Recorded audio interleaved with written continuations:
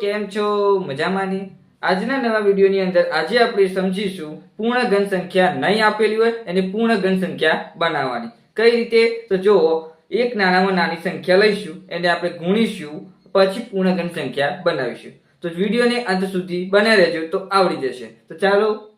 Hello મિત્રો, કેમ છો? મજામાંની? આજના નવા વિડીયોની અંદર આજે આપણે વિષય ગણિત ચેપ્ટર નંબર ઘન અને ઘનમૂળ અને સ્વાધ્યાય 6.1 ની અંદર ક્વેશ્ચન નંબર 2 એટલે કે પ્રશ્ન નંબર 2 જોઈશું. તો જો એવી નાનામાં નાની સંખ્યા શોધો કે આપેલ સંખ્યા સાથે ગુણવાથી પૂર્ણ ઘન સંખ્યા બને. પૂર્ણ ઘન સંખ્યા આપેલી નહીં હોય.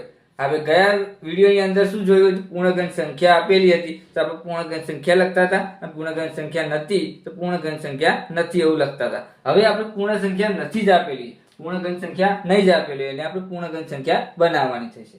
તો જુઓ આપણે પહેલા દાખલો સમજીશું. મિત્રો એક્ઝામ્પલ નંબર 1 243 જોઈશું. હવે આ પૂર્ણ ઘન સંખ્યાના અવયવ પાડી એટલે કે આ સંખ્યાના અવયવ પાડી દઈએ. તો સૌપ્રથમ 81 તારી 243, 27 તારી 81, 9 તારી 27, 3 તારી 9 અને 3 એકા 3 આવી રીતે લખી દીધા. હવે જુઓ તે કેટલા તગડા છે?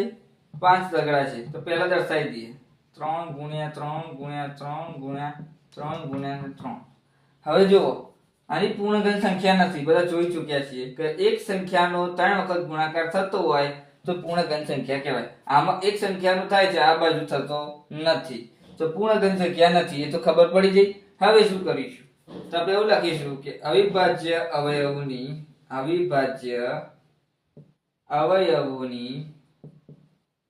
3 જોડી બનતી નથી, તેથી પૂર્ણ ઘન સંખ્યા નથી. હવે શું કરશો? તો જુઓ પાછું જેમ હતું એમ લખી દઈએ 243 બરાબર 3 ગુણ્યા 3 ગુણ્યા 3 ગુણ્યા 3 ગુણ્યા 3 આવી રીતે લખી દીધા જેમ હતું એમ. હવે એડ કરીશું બીજો તગડ 3. કેમ છે? એક જોડી બનાવવા માટે હજી 3 ખૂટે છે. હજી એક જોડી બનાવવા માટે 3 ખૂટે છે તો એડ કરી દઈશું. તો અંદર લખી દઈએ 3 ની કેટલી જોડી બની?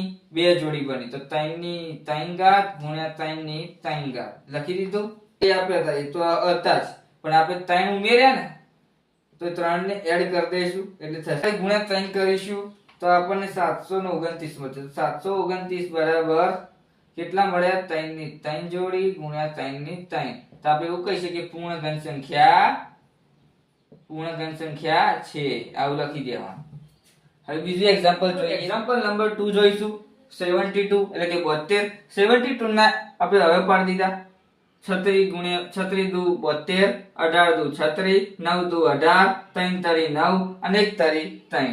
હવે આપણે શું કરીશું? જે 72 ના આવા પાડ્યા એ આપણે લખી દઈશું 2 ગુણ્યા 2 ગુણ્યા 3 ગુણ્યા 3 ગુણ્યા આવી રીતે લખી દેવાનું. હવે આપણે જો જોડી બનતી હોય એની વાત કરી લઈએ તો 2 ની જોડી બની છે, 3 ની જોડી બનતી નથી, એક ખૂટે છે. તો આપણે એવું કહી શકીએ કે અવિભાજ્ય અવયવની 3 જોડી બનતી નથી. આવું હું લખતો નથી સૂચના, આપણે સમજી લેવાનું. હવે શું કરશો? તો આપણે એવું લખીએ કે 72 જેમ હતા એવું લખી દેવાના બરોબર. હવે આપણે એવું લખીએ 2 ગુણ્યા 2 ગુણ્યા 2 ગુણ્યા 3 ગુણ્યા 3. આ જે હતા એને કૌંસમાં લખી દેવાના, એડ કરી દેવાના 3. તો ઓય પણ આપણે એડ કરી દઈશું 3 બરોબર. હવે 72 ગુણ્યા 3 ને આપણે 3 વડે ગુણીશું તો આ પૂર્ણ ઘન સંખ્યા થઈ જશે. કઈ રીતે? તો 72 ગુણ્યા 3 એટલે કે 216 થશે બરોબર. તો 2 ગુણ્યા 2 ગુણ્યા 2 3 ગુણ્યા 3 ગુણ્યા 3 બની જાય. આ જોડી અંદર આવી જશે તો આપણે પૂર્ણ ઘન સંખ્યા થઈ જઈ કહેવાય. એક જે સંખ્યા ખૂટે છે એને આપણે એડ કરી દઈશું. આમાં એડ કરો તો આમાં પણ એડ કરી દેવાની એટલે પૂર્ણ ઘન સંખ્યા થઈ જઈ કહેવાય. જેમ કે આટલે 2 ગુણ્યા 2 2 ની જોડી બની જાય, 3 ગુણ્યા 3 હજી 3 ની જોડી બનતી નથી, તેથી આપણે નવો 3 એડ કરીશું. એટલે આમાં જે 3 એડ કરો તો અમે પણ 3 એડ કરી દેવાના એટલે 72 ને 3 વડે ગુણીશું તો પૂર્ણ ઘન સંખ્યા બની જશે. ઓય પણ 3 વડે ગુણીશું તો પૂર્ણ ઘન સંખ્યા બની જશે. એટલે કે 216 એ પૂર્ણ ઘન સંખ્યા કહેવાય. કઈ રીતે? તો 2 ની 3 ઘાત થઈ અને 3 ની 3 ઘાત થઈ. તો આપણે એવું કહી શકીએ કે 216 એ પૂર્ણ ઘન સંખ્યા છે. પૂર્ણ ઘન સંખ્યા છે સાબિત થાય છે. કાં તો એ પણ લખી શકાય કે 72 ગુણ્યા એટલે 72 ને 3 વડે ગુણવાથી પૂર્ણ ઘન સંખ્યા બને છે, એ પણ લખી શકાય. આ પણ લખી શકાય. આ સીધી ભાષામાં લખવું હોય તો લખી શકાય. ગયા વિડીયોની અંદર તમે મિત્રો જોયું હશે તો આપણે આવી રીતે જ લખતા હતા, તો આપણે આવી રીતે જ કન્ટિન્યુ રાખીશું. બીજું એક્ઝામ્પલ છે કે 100 નંબરનું. આપણે ગયા વિડીયોની અંદર 100 એક્ઝામ્પલ જોયું હતું, એ પૂર્ણ ઘન સંખ્યા નથી. તો આપણે એની વાત કરીએ, 100 ની વાત કરીએ. 100 ના પહેલા હવે પાડી દઈએ. પહેલા 50 દુ 100 થાય, 25 દુ 50 થાય, પાયો 25, 1 25 5. હવે તો બે ની જોડી બનતી નથી. હવે શું કરશો તો જોઈએ. 100 ના પહેલા હવે પાડી દઈએ. 2 ગુણ્યા 2, 5 ગુણ્યા 5 પાડી દીધા. હવે આપણી બે જોડી બે ની પણ ખૂટે છે, 3 વચમાં પણ ખૂટે છે એક જોડી. તે એક અક્ષ ગુણે છે, એક અંક ખૂટે છે, આમાં 2 ખૂટે છે, આમાં 5 ખૂટે છે. તો આપણે એની વાત કરીએ તો આપણે એવું કહી શકીએ અવિભાજ્ય અવયવની 3 જોડી બનતી નથી. તેથી કહી શકાય કે 100 ને ગુણ્યા 2 ગુણ્યા 5 વડે ગુણીશું, એટલે કે 10 વડે ગુણીશું. 100 ગુણ્યા 10 કહીશું. કેમ? જો 2 ગુણ્યા 2 ગુણ્યા 5 ગુણ્યા 5 કૌંસની બહાર ગુણ્યા 2 ગુણ્યા 5. કેમ 2 અને 5 ગુણ્યા? તો આમાં પણ 2 ખૂટે, આમાં 5 ખૂટે છે, એટલે 5 દુ 10, એટલે કે આપણે ડાયરેક્ટ 10 વડે ગુણી દઈશું. 100 એ દાન 1000, તો આટલા 1000 બરાબર થયા. તો આપણે એવું કહી શકીએ 2 ગુણ્યા 2 ગુણ્યા 2 ગુણ્યા 5 ગુણ્યા 5 ગુણ્યા 5. 3 જોડી બની જાય.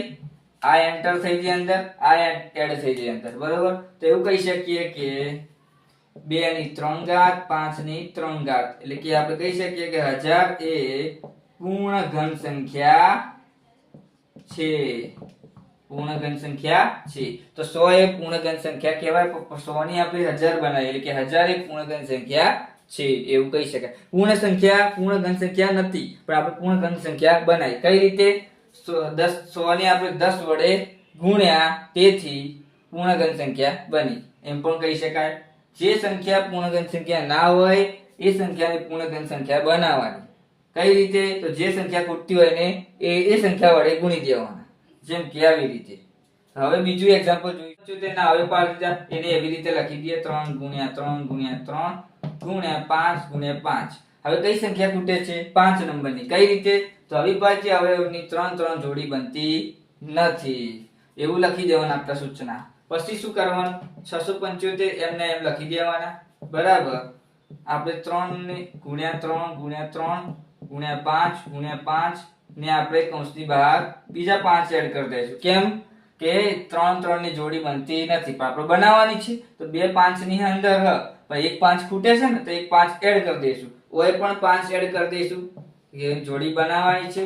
675 ગુણ્યા 5 કરો, કેટલા થાય? 3375. આ એડ થશે તો 3 ની 3 જોડી બની, 5 ની પણ 3 જોડી બની કહેવાય.